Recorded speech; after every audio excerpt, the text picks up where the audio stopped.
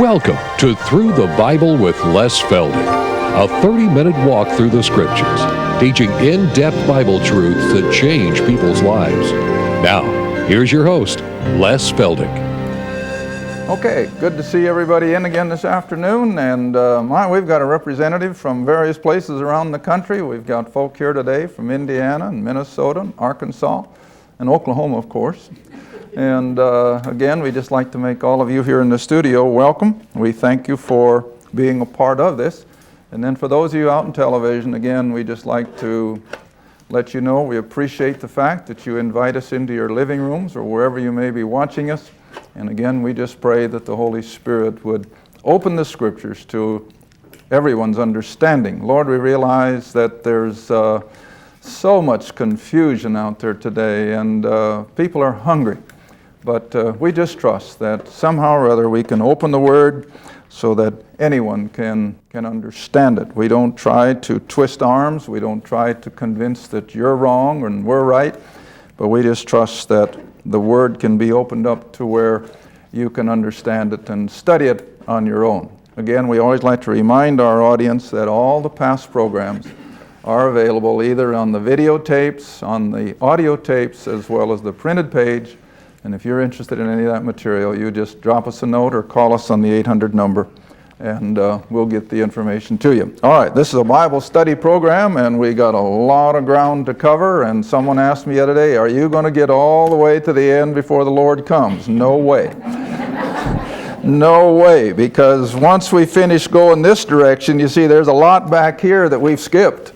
I didn't even touch the minor prophets. I got the whole book of Psalms, the whole book of Proverbs, so I could live to be 100 and never fathom the bottom of it. So we'll just keep going until the Lord either comes or takes us off the scene, whatever may come first.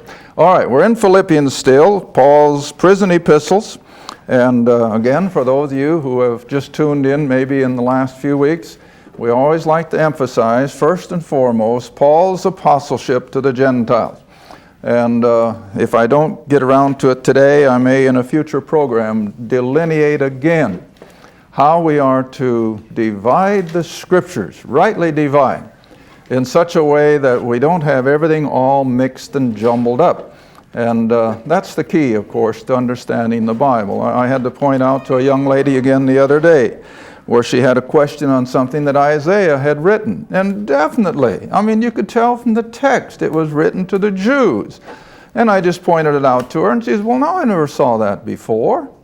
See, I said, you can't take things like that and say, well, that's for us, because that was written to the nation of Israel under the law.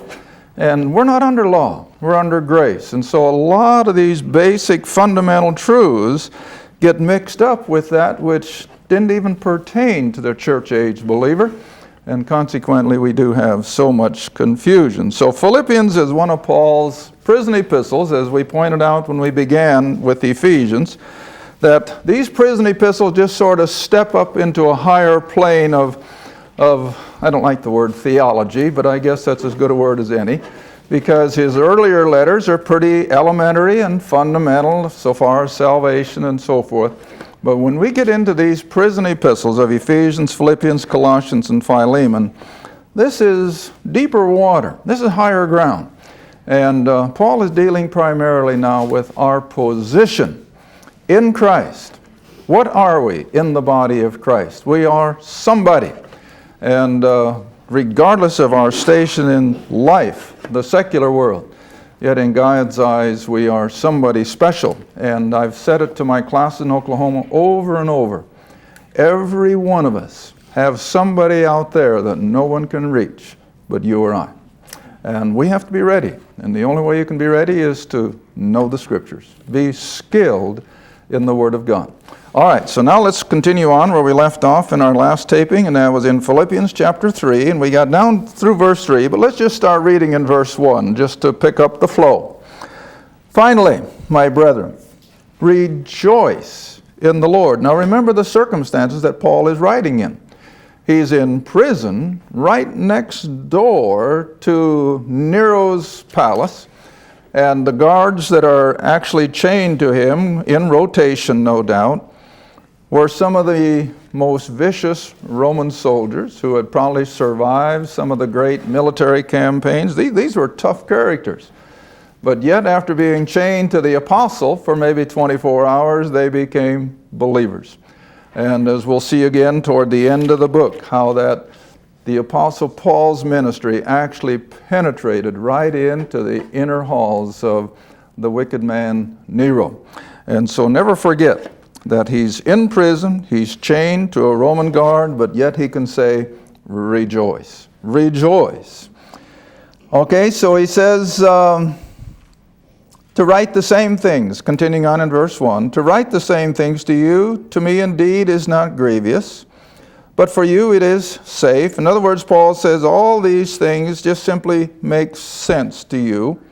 But now he comes into verse 2, and there comes a word of warning.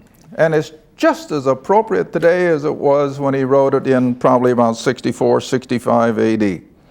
Beware, see? Look out. Beware of dogs. Beware of evil workers. Beware of the concision. Now, of course, the concision there, I'm sure he was making reference to the Judaisers and their constant promotion of the circumcision of the flesh. Then verse 3, with that in mind, that he had the circumcisers of the flesh that were constantly besieging his little congregations of grace believers. So he says, we are the circumcision who worship God in the Spirit and rejoice in Christ Jesus and have no confidence in the flesh. Now this circumcision, of course, is a spiritual circumcision, which he refers to in one of his other letters, which is the cutting off, of course, of the old Adam, which was superfluous, and you and I don't need old Adam. We have the new nature. And so Paul alone deals with that old Adam, or as we call it, the old sin nature. So he says, beware of those things, because we're not concerned about circumcision in the flesh. We're concerned about the spiritual circumcision, which of course is something only God can do. All right, now then, let's move on into new ground, verse 4. Though I might also have confidence in the flesh. Now you want to remember that whenever the Jews in Judaism, whenever they promoted circumcision and keeping the commandments, what were they emphasizing? The flesh. What man can do of his own volition. And see, that's as far as it could go. But we're not under the fleshly influence. We're under the influence of the Spirit. We're in a whole new ballgame, see? And so he says, though I might have confidence in the flesh, as a good Jew, remember, and here he gives 7 reasons again why he could boast in the flesh. Now, whenever I look at things and I find 7, and we had 7 of them back in Romans, then again I always have to be reminded of the intricacy of the inspired Word of God. Now, Paul didn't sit down here and rack his brain as he was writing and asking himself, now how can I lay out 7 things? I don't think that even entered his mind. But I think the Holy Spirit just let these things roll through his mind, and they came off his, of course he used a secretary, and he dictated a lot of this, but nevertheless, he didn't have to stop and figure out, well, now how can I make 7 things out of this? Because 7 is a nice number in Scripture. No, it just comes rolling out, and after the fact, what do we got? 7 again. God's perfect number, and here they are. Let's look at them. If any man thinketh that he hath whereof he might trust in the flesh, I more. Now here they come. Verse 5, circumcised the 8th day. That's number 1.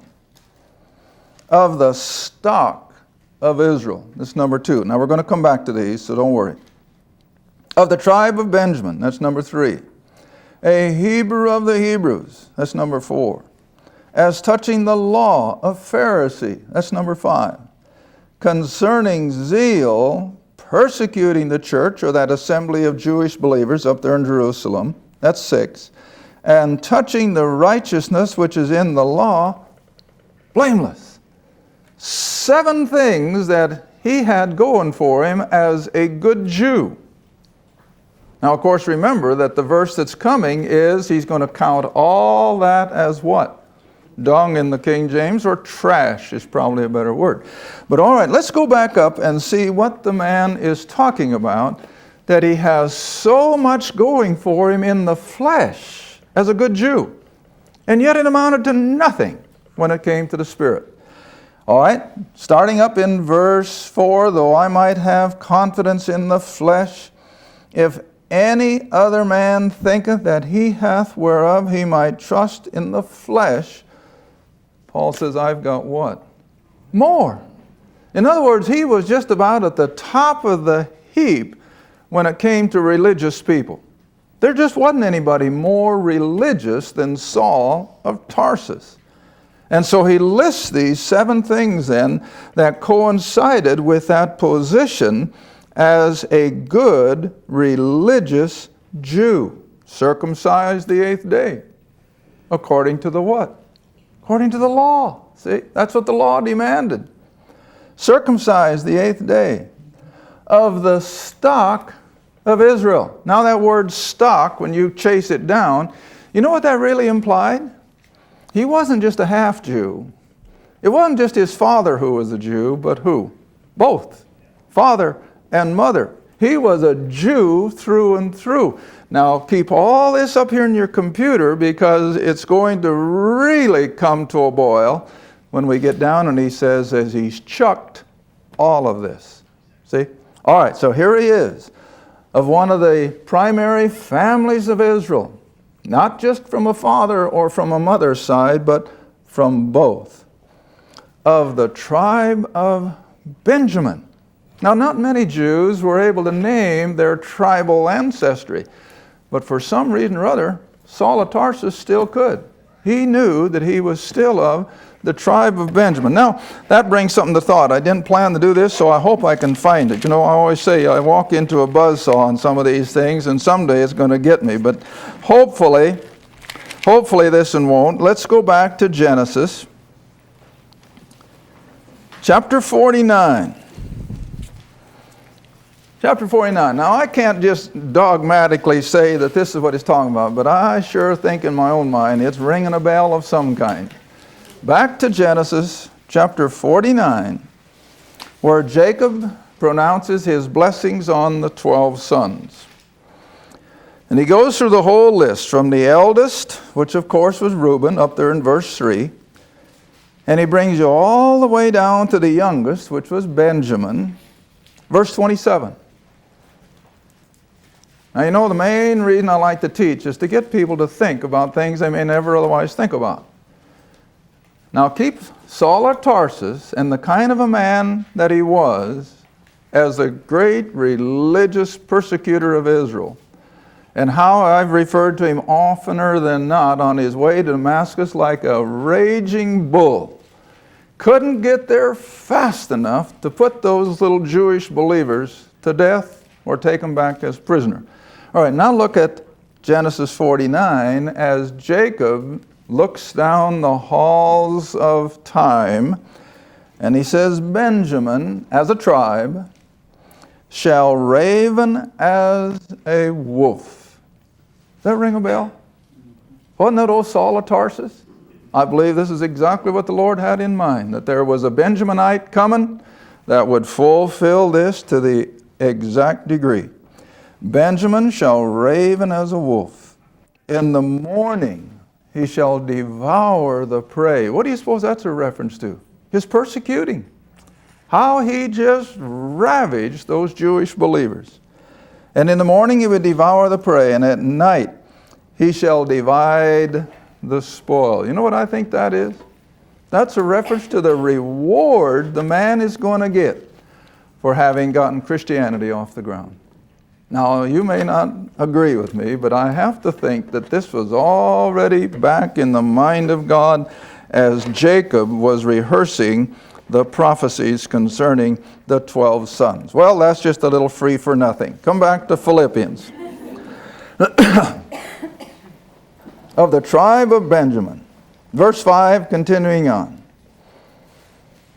A Hebrew of the Hebrews. Now, let's look at another verse where he says much the same thing. Come back to 2 Corinthians. chapter 11. And I always say that when the scriptures repeat themselves, whether it's in a matter of a verse or two, or even if it's a matter throughout a book or two, it's there for a distinct purpose of repetition. And repetition is the mother of learning. And so we have to understand the makeup of this apostle.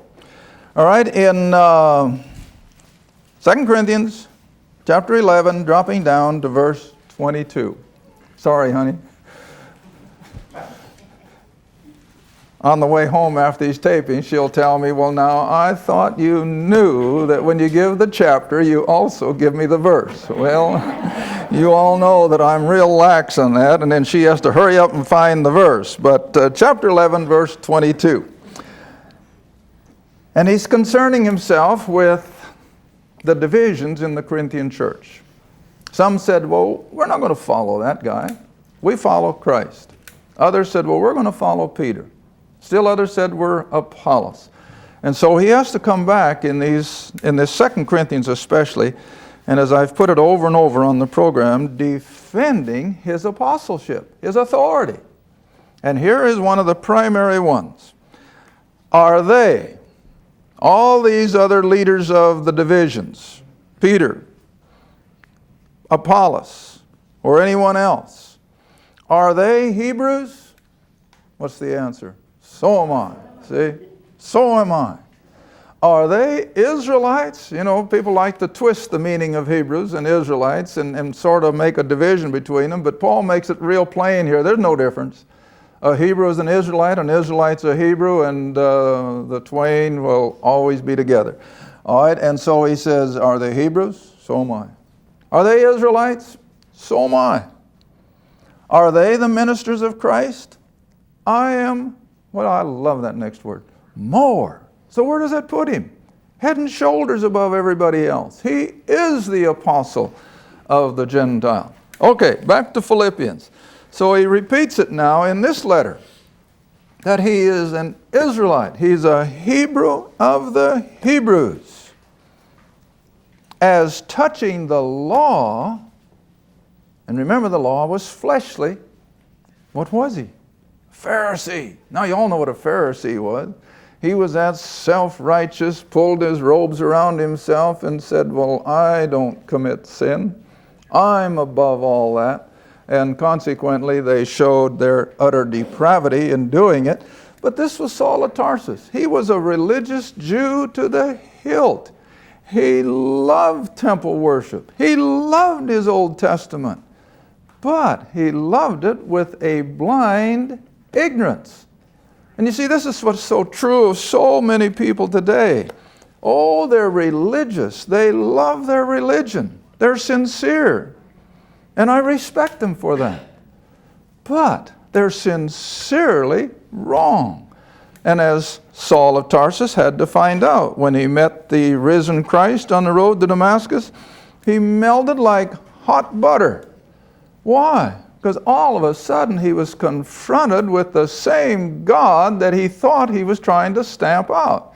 And now he has to come back with a whole new approach to his previous lifestyle as a Jew of the Jews, as touching the law, a Pharisee. Next verse. Concerning zeal, persecuting the church is the King James word, and I think it's so unfortunate. It should be assembly. And I've taught this over and over for the last 9 years on television, that the word church is not always the same group of people. And I guess maybe I should take the time again today, because I think if there's anything that confuses the masses, it's this one word, ecclesia. Now, I usually use the C's. It can use a K. But ecclesia is always translated church. Or in one place in Acts, it is translated, I think correctly, as an assembly. But see, this assembly was a group of Ephesian rioters. They were pagans. They certainly weren't church. And so the word church, ecclesia, really, the true definition is a called out assembly.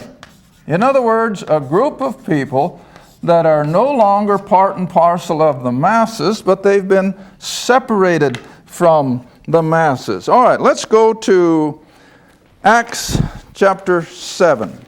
That's one of the best ones to show exactly what I'm talking about. Acts chapter 7. And see, here again, I think this is all part and parcel of what Paul says, rightly divide the Scriptures. Don't just take the word church and consider it as the same group. They are different, and you separate them. And here, of course, is the most obvious. Acts chapter 7. Let's start with verse 36. We got time, Sharon? Yeah, verse 36. Stephen is rehearsing Israel's history. Goes all the way back to the call of Abraham, and now he's up to coming out of Egypt. Verse 36, he, Moses, brought them out of Egypt. After that, he had showed wonders and signs in the land of Egypt and in the Red Sea and in the wilderness 40 years. This, speaking of Christ now, in his fulfillment of the Mosaic type, this is that Moses who said unto the children of Israel, a prophet shall the Lord your God raise up unto you of your brethren, like unto me, him shall you hear. Now the next verse. This is he, speaking of Jesus of Nazareth, the crucified Christ. This is he that was in the church in the wilderness, and the angel which spoke to him in Mount Sinai, and with our fathers who received the living oracles to give unto. In other words, all the way up through the Old Testament, whenever there was a person of the Godhead speaking or dealing with some element of humanity, who was it? It was God the Son. It was Christ. Always. And here it's so evident. Go back up to verse 37. This is that Moses who said to the children of Israel, a prophet shall the Lord your God raise up unto you of your brethren, like unto me. Well, how did Moses know what to say? Except that the Lord had implanted it in his thinking, see? And so it's always the personality of God the Son who is speaking. Now then, verse 38, again. So it's this same Christ, the one that you crucified, that was in that, not a New Testament church. I've only heard one guy that tried to make it a New Testament church, and he tried desperately. He twisted every scripture you could think of, but it didn't succeed. It just won't fly. This is not a New Testament church. It's a called out assembly of what kind of people? Jews. And so this assembly that was called out of Egypt is the nation of Israel under Moses' leadership. And here the word ecclesia, instead of translated church, should have been translated a called out assembly. And that's what Israel was. All right, let's go back. Go back to chapter 2. Here's another one where it's so often interchanged with what Paul calls the church, which is his body. But Acts chapter 2 doesn't include the words, which is his body. In chapter 2, verse 47, the day of Pentecost. Verse 47, you got it? And so these Jewish believers, and that's what they all are, remember. Verse 46, they were continuing daily with one accord in the temple. No, Gentiles rarely got to the temple. In the breaking of bread from house to house, they did eat their food with gladness and singleness of heart, praising God, having favor with all the people, and the Lord added to the church. Now, you see, it'd been a lot better if they'd have translated it assembly, or even gone the whole 9 yards. They were added to the called out assembly. Well, where were they called out from? The vast majority of Jews who had rejected Jesus of Nazareth. But this little assembly of believers had recognized him for what he was. He was the Christ, the Messiah, and that's all Peter proclaims. And so this called out assembly cannot be called the church which is his body, and it doesn't. But it just simply says, and the Lord added to the church, the ecclesia, or he added to that called out assembly of Jews, people that were becoming believers. All right, now let's look at the other one that really shakes up this translation, and that would be in Acts chapter, you may have to look for this in a second. See, some of these things I don't plan to do. Chapter 19. Acts chapter 19.